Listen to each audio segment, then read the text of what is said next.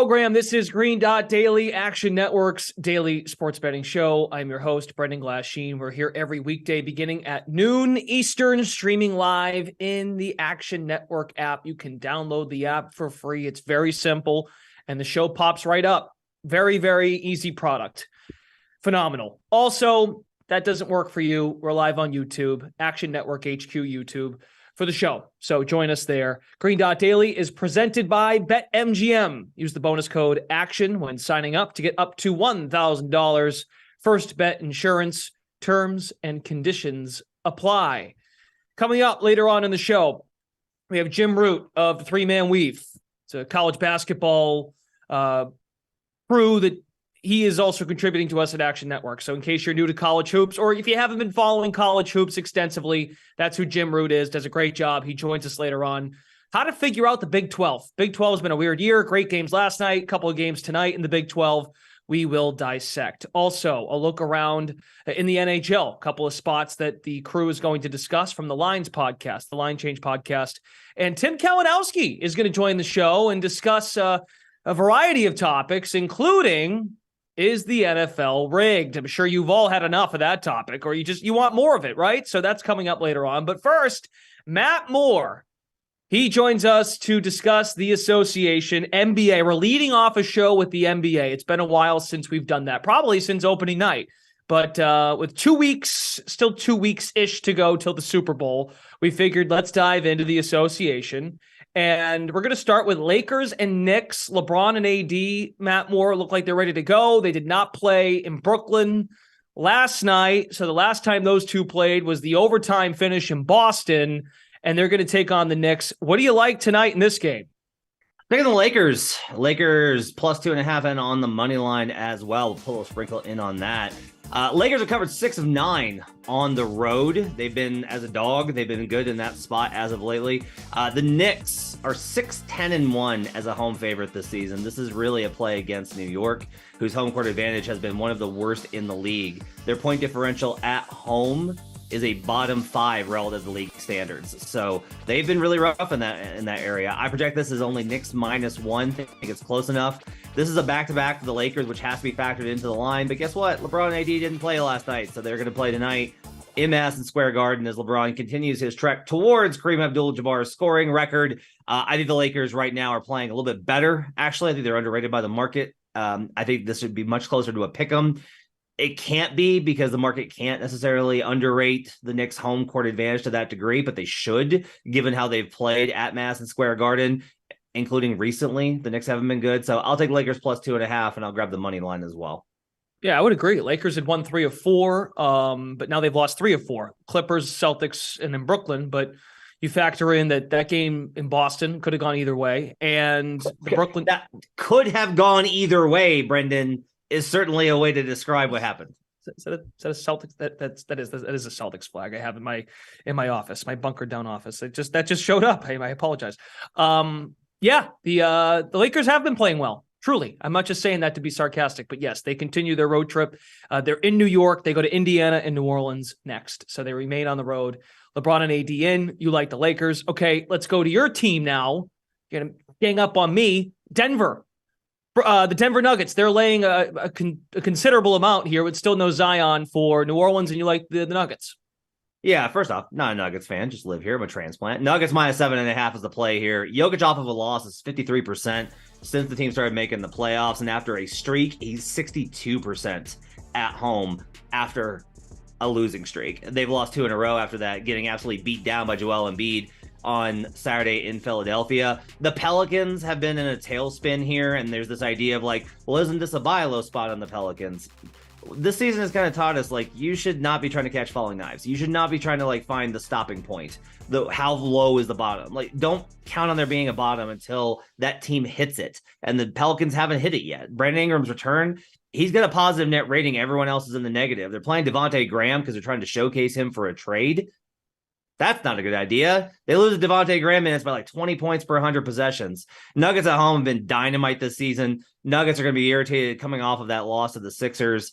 They'll end the losing streak. They'll take care of this. This is a low enough number. This should probably be double digits without Zion Williamson and how the Pelicans have played lately. I'll lay the 7.5 with Denver. Okay, good motivation spot. I apologize if you said this, just getting my ducks in a row. Is Jamal Murray good to go? He's questionable. He's going to be questionable in a lot of these games. I think he'll probably play. I don't expect him to miss this game. Even if he does, honestly, Bruce Brown, the minutes with Bruce Brown stepping in have been great. If you want to wait, that's perfectly appropriate. You can wait and make sure that Murray's out, because if Murray's out, you will get a better number, but it will probably be an overreaction to the value based off of what Murray's brought this season. Okay. Good notes. Good stuff from Matt Moore. Not a Nuggets fan. Who are you a fan of? Grizzlies, baby. Grizz. That's right. I should have known that. All right. Well, it works out great because you got Denver in first place in the West, Memphis in second. So everything's great in Matt Moreland. Thanks so much for stopping by Green Dot Daily. Thanks, Brendan. Okay, switching gears from the association to college hoops. If you missed this one last night, man, what a game in Lubbock, Texas last night. Texas Tech at home had not won a conference game yet in the Big 12. They rally all the way back down 20 plus at one point in this game to ranked Iowa State, and Texas Tech escapes in overtime 80-77. The Big 12 has been a hard conference to figure out. That's why we bring in Jim Root, Second Chance Points, covers college basketball for Action Network, part of the three-man weave, joining us now. Have you figured out this conference yet? What's the rhyme or reason to figuring out the Big 12? Is it a stay away conference? What are your thoughts? It's getting close to it. I mean, look at last night. We had two games in the conference. You had that giant 23-point comeback that you mentioned that also ended like 1 point from the spread in overtime. I believe it closed like -2, -2.5. Texas Tech barely covers. And then even Texas Baylor was the same way. Came down to free throws in the final 20 seconds within a point of the spread. It seems like odds makers have this one dialed in pretty good. It's a difficult league to figure out. Usually we are gravitating towards home teams in this conference. They do well, but they're only 20-22 against the spread, 16-19 when they're favorites. I think there's just a lot of parity, and it's hard for these teams to pull away, even at home. There's a lot of teams that are well coached, come in with strong defensive game plans. It's just a challenge when you're that familiar with your opponent. The talent level's relatively even. It's hard to get on board with teams laying big points there, but the trends don't really point to a strong dog trend either. It's just tough. You got to go case by case, and even then you might end up coming down right to the wire like we saw last night. Yeah, some good games for sure. If anything, we take away from that. Let's stay in the conference. We'll go to West Virginia and TCU. What's your outlook for this game as far as what you might want to play? Just looking at some of the splits here in the Big 12 matchup here for tonight. Let's see. TCU is laying 3 at home, and the total is set at 143.5. Yeah, I think ordinarily I'd expect this to be a little higher than 3. TCU, I think, has been pretty objectively better than West Virginia this year, but the injury situation is, I wouldn't call it dire for TCU, but it's problematic. No Mike Miles, no Eddie Lampkin. You could make a case that's their two best players. Miles dealing with that knee hyperextension, still not sure on his timeline. And West Virginia seems like they've started to figure it out. They've won 3 of the last 4, got that big one against Auburn in the SEC Pac-12 or SEC Big 12 Challenge over the weekend. So with its the current line of 3, I just got to sit this one out. I think both these teams are probably about even given the personnel availability tonight. And I don't want to get involved because I think we could see another crazy one like we saw last night. Yeah, Mike Miles Jr. dealing with a knee, and there's no update as to whether or not he's ready to go for tonight's game against West Virginia. TCU at home laying points, just a couple. A one possession finish is what that one might turn into again. Speaking of the crowded and intriguing Big 12, Kansas and Kansas State is our best head-to-head matchup as far as top 25, one of our best in a couple days now since the weekend. It's a pretty good spot for a Tuesday night. Who has the edge here? Kansas at 17-4. Kansas State, they're surging too. I think situationally you got to lean towards Kansas, given that they got court stormed in Manhattan. They're likely thinking about that, a little bit of revenge on the mind. And perhaps they got their mojo back. They lost 3 in a row, but over the weekend went to Lexington, won at Rupp Arena. Not an easy thing to do. Mm-hmm. So perhaps we're starting to think, oh, Kansas, yeah. But they've been such a poor, like mid-level home favorite. Oklahoma State, Iowa State, like just game after game, they're unable to cover. TCU even, and they got blown out in that one. So it's hard to lay these big points at home with Kansas. K-State's been so feisty. I think what I like here is the over. I think we get an up and down game. Both teams are able to score. The first game went to overtime, admittedly, but I think it would have gotten over this 146-ish total if it even in regulation. So I think we see a lot of possessions here. Both teams find ways to score against one another. And I would lean towards the over side. I'm just kind of spooked on Big 12 sides right now. If you haven't gathered that from my whole gist on this appearance. Over getting 73% of the dollars for Kansas, K-State, and on the spread. Some sharp money coming in on KU, but just a smidge more of the money coming in on Kansas State. So that should be good. Again, the spread's at 8.5 for that one tonight. Slight juice on K-State. Okay, as we like to do in our segments with you, we do our mid-major minute, taking a look around. Some good ones tonight in the Atlantic 10, the MAC as well. What do you like for tonight? Yeah, I'm going to the Metro Atlantic. Our production team behind the scenes is definitely hyped to get a little Quinnipiac and Marist discussed here. I like Marist +6 first half in this one. Big situational spot. Quinnipiac just blew a 17-point halftime lead against Iona, the powerhouse of this league. Could see a little bit of hangover effect showing up here, not long after, only 48 hours after that game. And Marist is a really well-coached team. They're talent deficient, no question there. But over the first 20 minutes, I think they can hang around against a team that might not be fully locked in yet. So I like that +6 in the first half. A little scared to back full game because I think Quinnipiac will eventually overwhelm with their talent. But Marist, I think, makes sense over that first 20-minute stanza. Hey, Jim Root, three-man weave. Actually, I'd like to say something. I'm going to use your words. I'd like to say something. I just don't want anyone to respond or react. Just let this opinion float into the airwaves. Whispers, Indiana might be really good. Do you think we're just going to let this slide on your next appearance? Indiana plays tonight at Maryland. I'm not sure if you've capped any of this game, but that's the joy of throwing you off guard. Are you going to back Indiana tonight on the road as a dog here against Maryland? I'm thinking about it, but Maryland's been awesome at home in league play, so I'm not ready to just push the chips all in. That's why I'm only whispering that take. I'm not screaming it from the mountaintops yet. I'm not ready to yell about Indiana and get in people's faces, but they've looked really good lately. TJD's a star, and it might get Xavier Johnson back soon here. So I'm starting to think Indiana's trending up to where a lot of people had them in the preseason, like top 10-ish, top 15. We'll see. Big one tonight to find out. Did I do a good job of reading that tweet like you would have sounded typing it? Absolutely. And you did also a great job of booby trapping the show and not letting me know that was going to come up. But I was ready, hopefully on my feet to handle it there. I mean, it worked out great, the transition. I'd like to say something. It's exactly what you said. So, Jim Root, plenty of good games tonight to watch in college hoops. Big 12, the mid-major spot you like for tonight. And then, of course, Indiana. We'll find out if they are really good. Thanks for stopping by.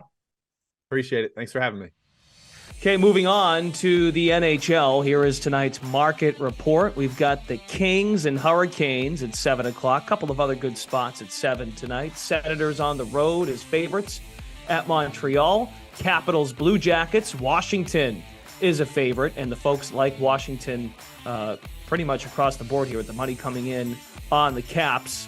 How about the line change pod? They are going to weigh in on the slate, and they've got some picks.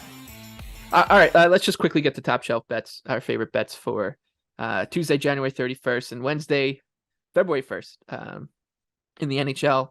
I'm going to just go with the Senators -1.5 against the Habs. I think Ottawa, this is a huge game for them to kind of give themselves a little bit of a light at the end of the tunnel. They can go into the break with a 4-game winning streak, and it's a good time to be playing the Habs. There's just so many bodies missing. They'll be at home. They have been playing hard, but with the break looming, I wouldn't be surprised if Sens don't get the best version of the Habs, and even if they do get the best version of the Habs, they have every chance of blowing them out of the water. So -1.5 on an Ottawa team that is still due for some positive regression is my favorite bet for these 2 days. I actually think people are overrating the Capitals' struggles so bad. They're just not finishing anything. They scored 8 goals less than expected in an 8-game sample size. Like, that doesn't happen. And especially to this team, there's been some ugly periods. I thought period 2, obviously, versus Toronto was disastrous. You could just see they got beaten in every way. There's so many breakdowns. But with that said, that's Toronto. This is not Columbus. I don't think the Caps will look past this game. And I think their 4 lines can put a lot of pressure and generate a lot of offense on the Blue Jackets.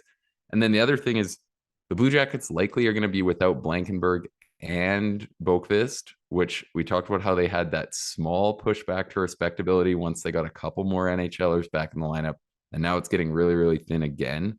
So I think it's one where I'm willing to pay the price. I think the Caps are going to take advantage of this. I hope so, and head into the break with a win. They're right in the thick of the wild card race. They really need this one.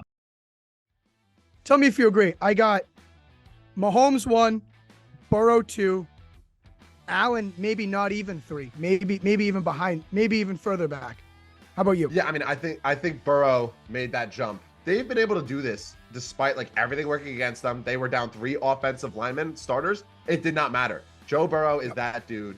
Allen, it might just be that he's not as good as the top 2 of Burrow and Mahomes. And, you know, maybe Lamar's up there, but that's a discussion for a different day with him being so injured all the time and we haven't seen him in a while. But there's a certain responsibility when you're the quarterback and you say you are a running quarterback to take care of yourself. You have a bigger thing at stake here. And that's how I feel about Allen. Like, he's so fun to watch. It's middle of October. I'm sitting there watching Red Zone, watch this guy rumble and bumble for 57 yards. I'm like, what a beast. But I'm sure his team would be saying, we'll take a couple of those back for a fresh Josh Allen in January, huh? He is the co-host of Gamblin' and Ramblin'. He joins Charlie DeCirco. His other pal is Hutton Jackson. They do a great job. He's also the face of Action Network's TikTok content. You might see him on an Instagram reel or two. Tim Kalinowski. It's been a while. I feel like the last time we talked to you was during college football bowl season ahead of Georgia TCU. How have you been, pal?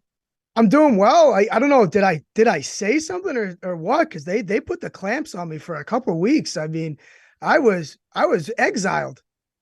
Yeah, I don't know. I don't have a say in that. I show up. I'm told who's coming on, and I mostly, for the most part, do what I'm told. Unless I'm they can't handle the hot takery. They just, they were like, hey, it needs to cool down a little bit. We need to let the show breathe. So a big topic of discussion on social here the last couple of days is the NFL rigged? I'm getting sick of this question. A lot of folks that we work with at Action are sick of the question. Colleague of ours, Chris Raybon, who, to Raybon's credit, I think, and I won't speak for everybody at Action, not many, and I could, as I say it, maybe I'm like, maybe I should walk this back. Not many folks that work at Action have to go on Twitter and be the smartest guy on Twitter, people. Typically, They don't get very rah-rah. Raybon's one of them. And man, he was sounding off quite a bit the other day. And good job, Raybon. Good job. I thought Raybon made some great points. But what is your take on this? And by the way, just to summarize, Raybon's like, you're nuts. Stop. Don't entertain the question. It's part of the deal. What are your thoughts on this NFL rig discussion?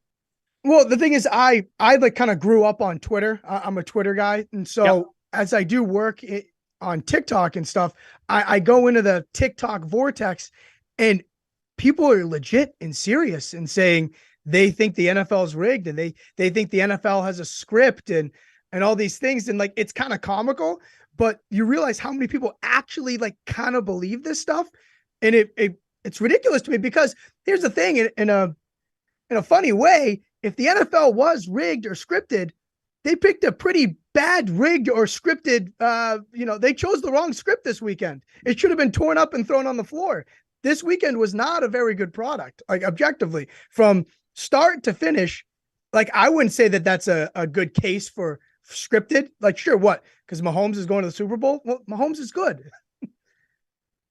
Yeah, I think also if I remember correctly, the league was really sinking its teeth into the idea of having a neutral site AFC title game. If I recall that, ticket sales, potential for the future to really sell conference championship weekend at a neutral site, potentially, if it looked good in Atlanta between the Bills and wait a minute, that's right. The Bills didn't get there. So there would have been like an argument to be like, all along they wanted the Bills and the Chiefs to play at the neutral site, which never happened. So that's why I'm a little confused. Like, well, were the same people saying that last week? That I don't think so.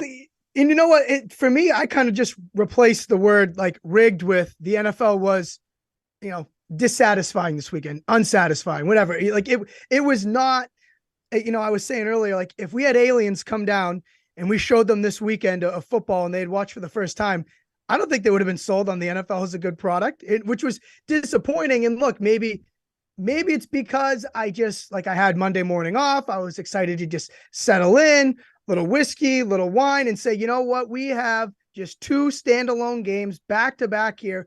And from the jump, it didn't go well. We have a starting quarterback get injured. We have to deal with a fourth string quarterback get injured. Oh yeah. Oh, there you go. So then we're down to no quarterback play. The refs, I don't want to get into that, but the refs weren't like great. They kind of had some incompetence at times. And then Romo, and then to top it all off, the final game is ended on an unforced error. And I think that kind of leaves a sour taste in your mouth in terms of, look, are we going to get overtime? They're going to show off this new, both teams touch the ball, these new rules. And for the day to have a kind of a sour start, unless you're an Eagles fan, and then end the way of somebody double faulting, it just doesn't leave a good taste in your mouth. Yeah, I guess the flip side of that too is the fact the game didn't go to overtime is proof that, we can have conference championship weekend without testing out the new rules of the new overtime. So yeah, I had I admit we did the Action Network podcast record the recap show Sunday night, and I had a bad taste in my mouth with some of the whistles at the end of the game. But it didn't have me thinking about the NFL is rigged. More so, just like exactly, just get out of the way. Just get out of the way. Like it just, again, this should be an awesome weekend, conference championship weekend, and the spreads were close. It should have been. It just didn't live up to the expectations, and it doesn't feel like the NFL often does that, right? I feel like they always find a way to fill expectations and then some. So for them to fall short, it's like, that's where it's kind of surprising. And again, goes back to the point. How could it be rigged if it felt, like it failed expectations? Yeah. I mean, look at like Philadelphia, like look at the Eagles. You mean to tell me the Eagles, who by the way, were the second favorite to win their division entering the year. You mean to tell me network television execs, league office, they wouldn't have minded Dallas being any good? Right? Like Dallas beating Tampa at Tampa. So you beat Brady. You take Brady out. Okay. You really can't lose there, right? No matter who advances, Brady or the Dallas Cowboys. Then you've got third string quarterback Brock Purdy against Dallas. And if the Cowboys had just been little bit better executing, it's the same argument you make for the Bengals. If you execute a little bit better in the fourth quarter on both of your drives instead of an interception and a punt, could be a different story. Anything else? You're right. They both had just several instances and several opportunities. Cincinnati did, and then Dallas, if you want to go back a week, to win the game, to take the bull by the horns, win the game. They had every single opportunity. And like I said, it might be a good Super Bowl. And look, maybe I just have a sour taste in my mouth because I can't hear for another second, "Go Birds." Barbara, one of our producers, "Go Birds." My God. The Philly, look, God. I understand. We both relate to this because we're both from New England. I understand people hate Patriots. They hate all the Boston teams. This is going to be tough. Another 10 days, 11 days of Eagles buildup. I did say, though, before the weekend, I kind of hope they get there and then have their hopes and dreams.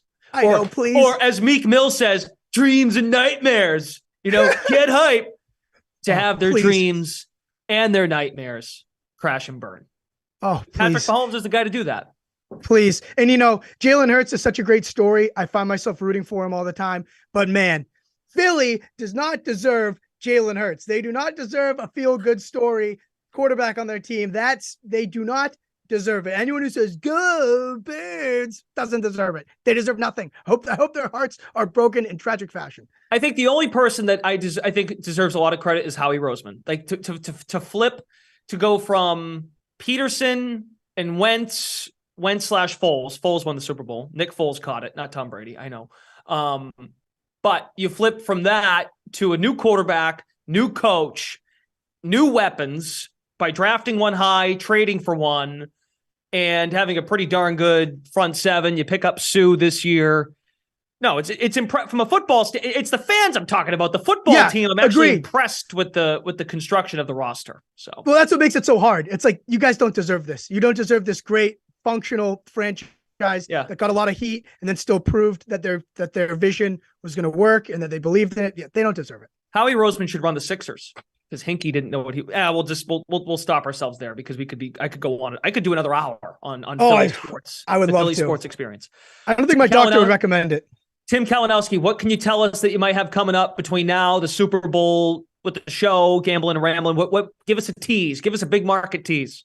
We were doing a lot of the same type of talk here. NFL, bad product.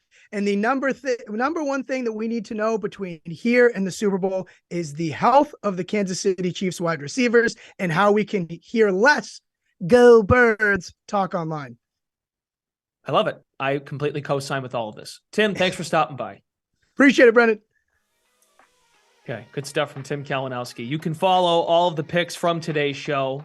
Not much there from a picking standpoint from Tim, but some takes. Great takes. You can't find the takes in the app, but you can find picks in the app at green.daily. From Jim Root today, talking college basketball. He's of the 3-Man Weave, the Line Change Pod, and from Matt Moore. Also, would like to share that Green Dot Daily is presented by BetMGM. Use the bonus code ACTION when signing up to get up to $1,000.